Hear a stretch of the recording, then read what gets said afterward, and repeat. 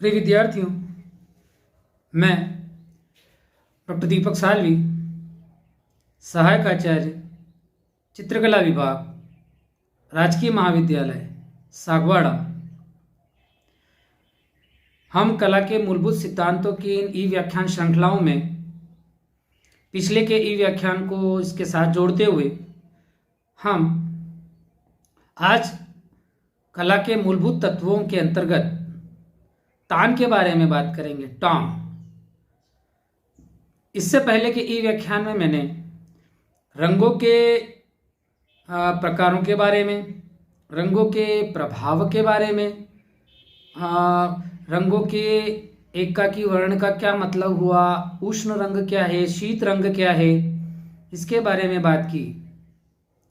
नीले रंग का क्या प्रभाव रहा, क्या होता है, लाल रंग का क्या प्रभाव होता है, हरे रंग का क्या प्रभाव होता है, धूमिल रंग क्या होते हैं, काला क्या होता है, सफ़ेद क्या होता है, सभी रंगों के प्रभाव के बारे में मैंने आपसे बात की थी कि और मैंने पूरा अच्छे स्लाइड्स के साथ में, अच्छी प्रकार के डायग्राम्स के साथ में आपको रंगों के बारे में बात की थी कि रंगों का कैसे क्या प्रभाव है, क्या महत्व है, कलाकार का रंग के प्रति क्या मैटर होता है, इसके बारे में मैंने आपसे चर्चा की थी।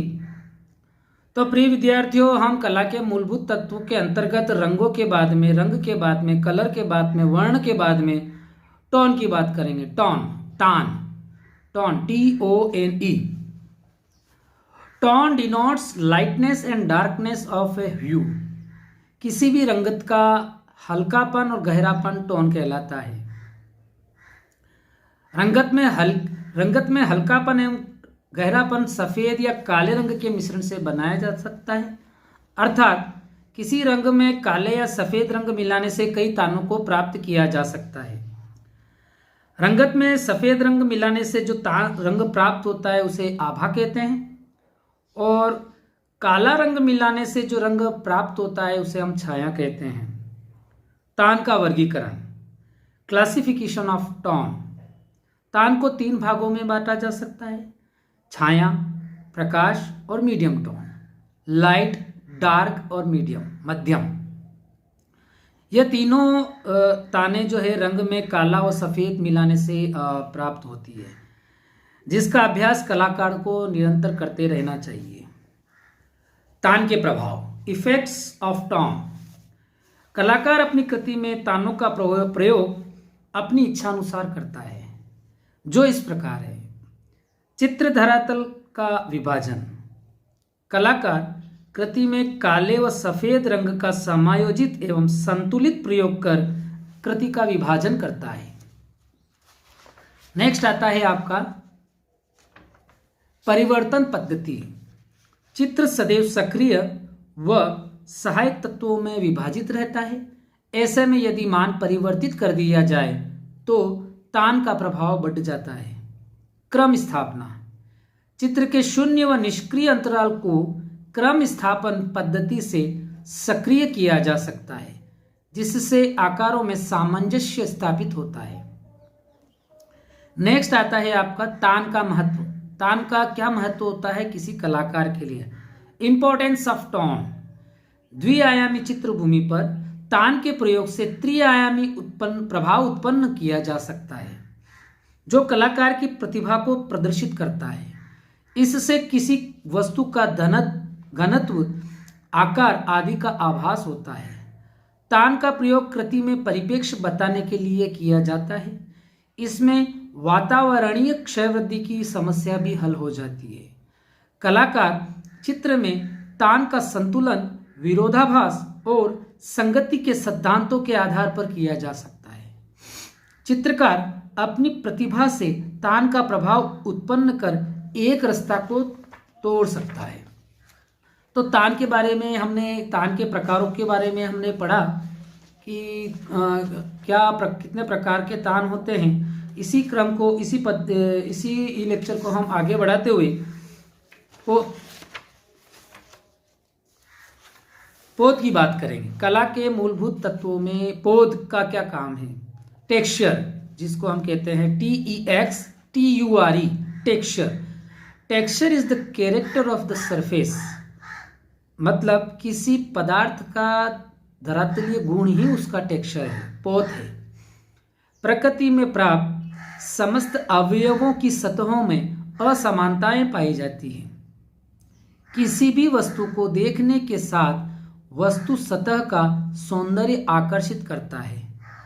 वस्तु सतह का खुरदरा, चिकना, मुलायमपन और भौतिक गुण है, जिसे कलाकार यथार्थ रूप में अथवा काल्पनिक रूप में पुनः प्रस्तुत कर कलाकृति में लावण्य पैदा करता है।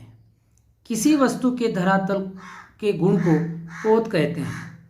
चित्रकार द्विआयामी धरातल जैसे कपड़ा, मिट्टी, छाल, ताड़पत्र, भित्ति आदि को अपनी अभिव्यक्ति का साधन बनाता है और इनके स्वाभाविक पोत का प्रयोग वह अपनी उपस्थिति अभिव्यक्ति में करता है। पोत का वर्गीकरण, क्लासिफिकेशन ऑफ टेक्सचर।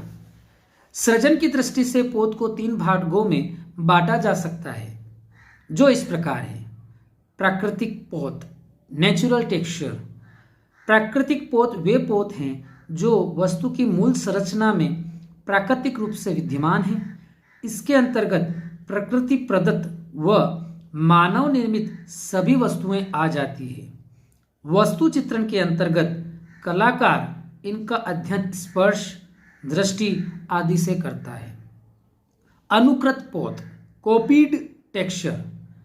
प्रकृति प्रदत्त पोत का अनुकरण करके निर्मित किए जाने वाले पोत अनुकृत पोत कहते जाते हैं। इस प्रकार से पोत का सफल अंकन किया जा सकता है।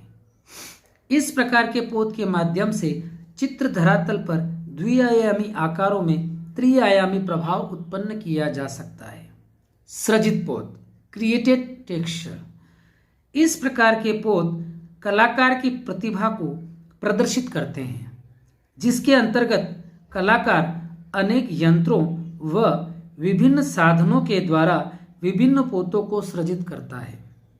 इन्हें कृत्रिम पोत भी कहा जा सकता है।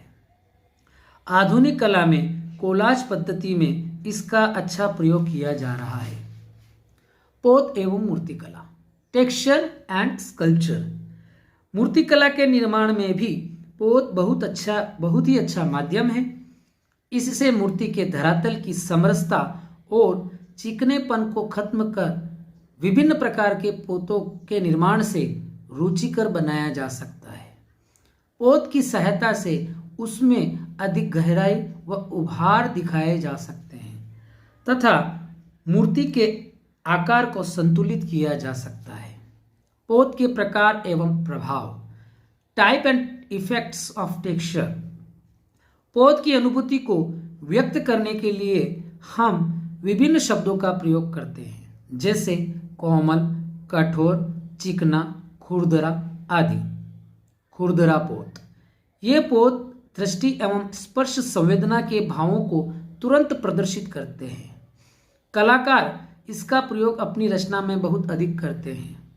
चिकने पोत, यह पोत सुखद स्पर्श की अनुभूति देते हैं परंतु दृष्टि को अधिक प्रभावित नहीं करते हैं। कोमल पोत, ऐसे पोत जो स्पर्श संवेदना में कोमल व सुखद लगते हैं, जैसे गुलाब की पंखुड़ियाँ। कठोर पोत, ये पोत सघन होने के कारण कठोर प्रतीत होते हैं। ये पोत शक्ति तथा दृढ़ता के द्योतक होते हैं किंतु सुखद प्रभाव उत्पन्न नहीं करते हैं। पोत का महत्व, इंपॉर्टेंस ऑफ टेक्सचर। पोत भारतीय कला में भी प्रागैतिहासिक काल से महत्वपूर्ण रहा है। चित्र एवं मूर्तियों में रंगों, फलक, भित्ति, पत्थर आदि के गुणों के साथ साथ कलात्मक पोत का अंकन कलाकार की कल्पनाशीलता एवं आवश्यकता पर निर्भर करता है। आधुनिक कला में कलाकार अपनी कृति में पोत का अधिक प्रयोग करता है। जैसे जैसे कलाकार कला में निपुण होता जाता है या उसके अनुभव परिपक्व होते जाते हैं, वैसे वैसे वह विभिन्न प्रकार की पोतों का सृजन करता जाता है इस प्रकार कला के मूल तत्वों में पौध का भी महत्वपूर्ण स्थान है। अब नेक्स्ट प्रिय विद्यार्थियों, हमारा जो है वो कला के मूलभूत तत्वों में जो है वो है अंतराल, स्पेस डिवीजन, अंतराल विभाजन है।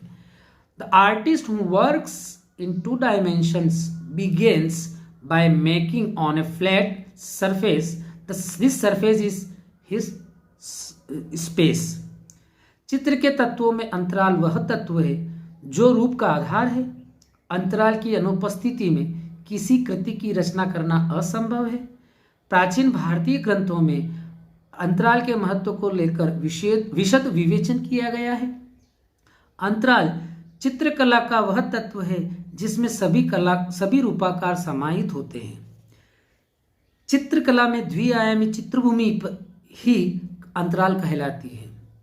चित्रकार का कार्यक्षेत्र अंतराल कहा जा सकता है।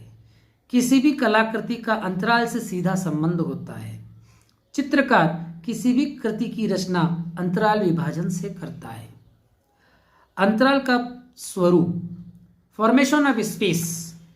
सामान्य रूप से अंतराल 2 रूपाकारों के मध्य रिक्त स्थान का बोध करता है, जैसे बोलते समय शब्दों व वाक्यों के बीच ठहराव, संगीत में स्वरों के बीच में अवकाश आदि।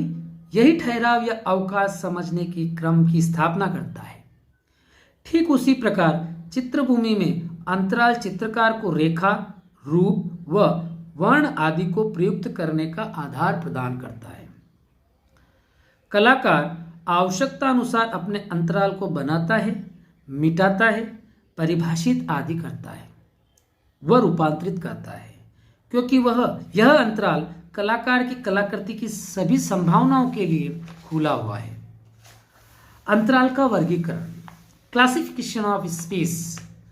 अंतराल को 2 भागों में बांटा जा सकता है, जो इस प्रकार है: प्रत्यक्ष अंतराल पॉजिटिव स्पेस, अप्रत्यक्ष अंतराल नेगेटिव स्पेस। चित्रभूमि पर जिसका मुख्य स्थान होता है वह प्रत्यक्ष अंतराल कहलाता है और अन्य स्थान गौण अथवा अप्रत्यक्ष अंतराल कहलाते हैं। अर्थात रंग व रूपाकारों से मिलकर बनी चित्रभूमि मुख्य अंतराल एवं शेष बचा हुआ स्थान गौण अंतराल कहलाता है। किसी भी कलाकृति में प्रत्यक्ष और अप्रत्यक्ष अंतरालों के सामंजस्य एवं संतुलन से आकर्षक कलाकृति की रचना की जा सकती है। ये दोनों ही प्रकार के अंतराल किसी भी संयोजन को आधार प्रदान करते हैं।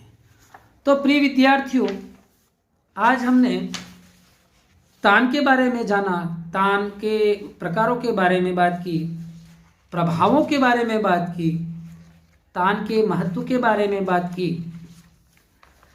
पोत, इसके बाद में जो कला का मूलभूत तत्वों में से एक है पोत के बारे में बात की। प्राकृतिक पोत होता है, अनुकृत होता है, सृजित होता है। 3 प्रकार के पोतों के बारे में बताया।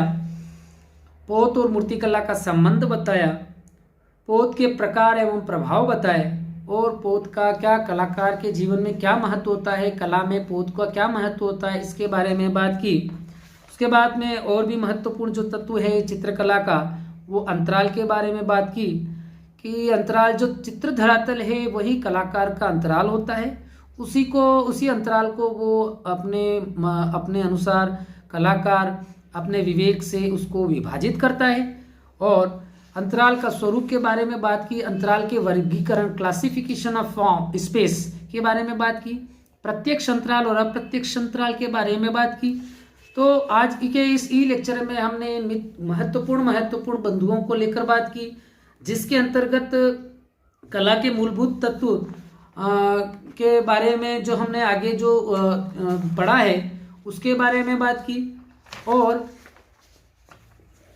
हम ये जो ई व्याख्यान की श्रृंखला है, इन ई व्याख्यानों की श्रृंखला से अब आप निरंतर जुड़े रहें।